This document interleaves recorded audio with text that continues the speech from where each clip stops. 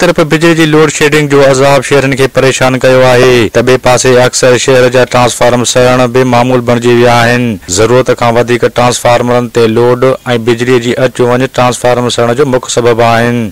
Load shedding त जारी न कयो त 8 खां 10 कलाक के इलाइक़ा लाड़काणे में अहिड़ा बि आहिनि जिते 10 कलाकनि खां मथे थिए ट्रांसफार्मर हिक न ॿिए ॾींहुं ख़राब थिए थो, उन करे शहरनि खे ॾाढी तकलीफ़ आहे। छो त असां हुन गर्मीअ जी तमामु घणी आहे छा कि हिते सिस्टम जो को ओवरलोड हलन था ट्रांसफार्मर हिन जे करे सड़न था।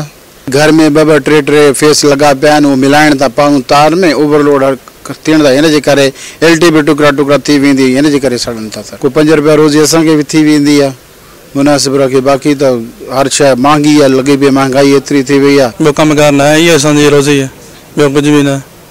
कमकार हूंदो ई न आहे शहर में, सफ़ा वांदा हूंदा। साईं शुक्र आहे अल्हम्दुलिल्लाह, बस रोज़ी सही आहे, शुक्र आहे। कुछ तनख़्वाह भी आहे, कोई बस ईअं को माना ख़र्च पानी भी मिली वेंदा न। गर्मियुनि में बिजली जी घुर्ज वधी वञे थी, जंहिंजे करे हिननि ट्रांसफार्मर ते लोड भी वधी वञे थो।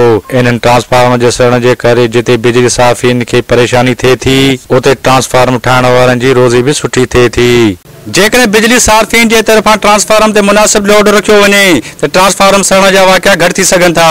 कैमरा में शहरयार लुडो सां गॾु अब्दुल फताह ओडो, A4 न्यूज़ लाड़काणो।